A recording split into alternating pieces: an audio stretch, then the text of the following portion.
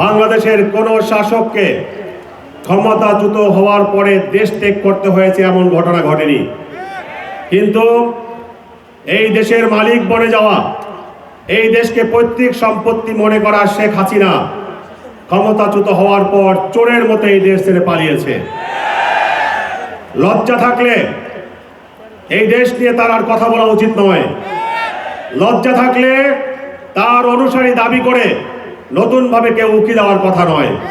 কিন্তু এই গোষ্ঠী এতই নির্লজ্জ, আমরা লক্ষ্য করছি বিভিন্ন সুরতে তারা আবার এই দেশকে অস্থিতিশীল করার চেষ্টা করছে। সংগ্রামী বন্ধুগণ, 24-এর গণ অভ্যুত্থান হাজার হাজার ভাইয়ের জীবনের বিনিময়ে অর্জিত হয়েছে। 24-এর গণ অভ্যুত্থানে হাজার হাজার ভাইয়েরা পঙ্গুত্ব বরণ করেছে। দীর্ঘ 1.5 যুগ পর্যন্ত আমরা রাজপথের সরব থেকে যেই বিজয় ছিনিয়ে এনেছি, এই বিজয়কে কেউ নস্যাৎ করবে ইনশাআল্লাহ, শরীরে রক্ত থাকতে আমরা সেটা হতে দিব না। এজন্য ইসলামী ছাত্র আন্দোলন বাংলাদেশের সর্বস্তরের নেতা কর্মীদেরকে অতন্ত্র প্রহরীর ভূমিকা পালন করতে হবে।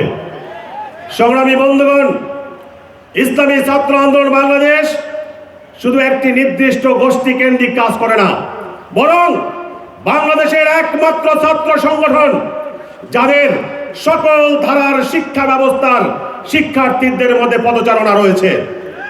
আমাদের দুর্বলতাও আছে।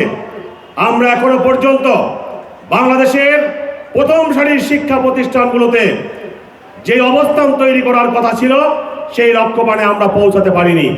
তবে এজন্য হতাশ হওয়ার কোনো কারণ নেই। আমরা সামনে হাঁটতে জানি, আমরা পিছু হাঁটতে জানি না। আমরা আল্লাহর রাহে জীবন দেওয়ার জন্য সদা উদ্গ্রীব থাকি। সুতরাং আমাদের পথ চলা কখনো থেমে থাকতে পারে না।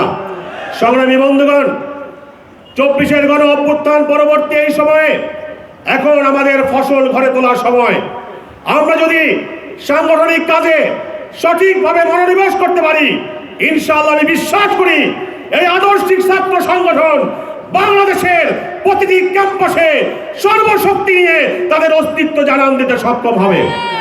এজন্য ছাত্র আন্দোলনের প্রত্যেকটি নেতা কর্মীকে তার নিজ নিজ জায়গায় নিজ দায়িত্বের ব্যাপারে আরো অধিক সচেতন হতে হবে। দাওয়াতি কাজ বৃদ্ধি করতে হবে।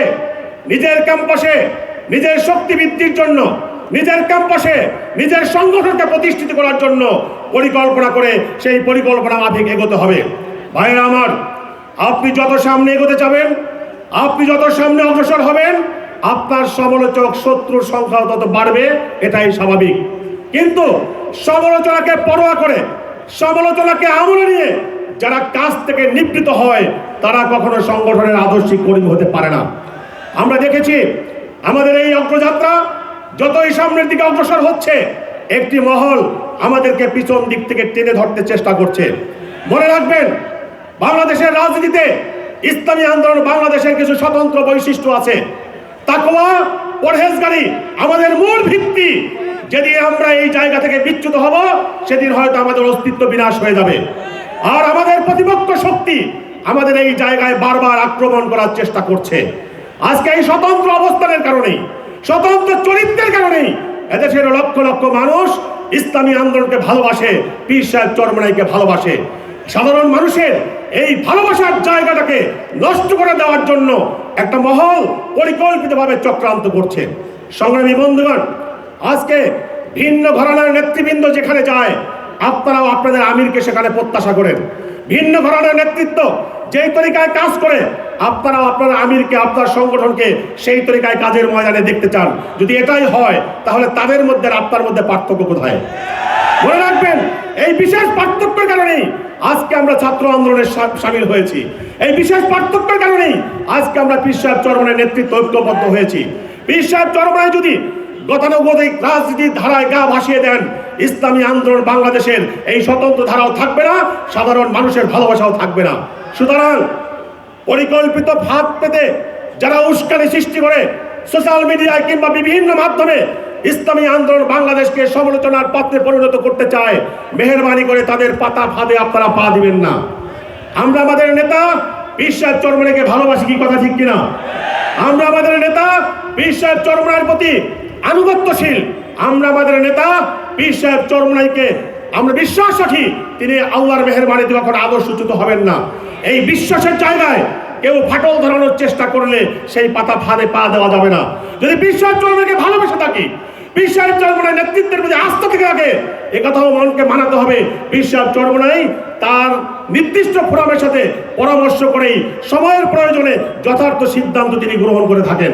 অতএব একটি চক্রান্তকারী একটি গোষ্ঠীর পরিকল্পিত উস্কানিতে পাতা ফাঁদে পা দিয়ে আপনারা আপনাদের নেতৃত্বকে নানা সময় সমালোচিত করছেন, সংগঠনকে প্রশ্নবিদ্ধ করছেন।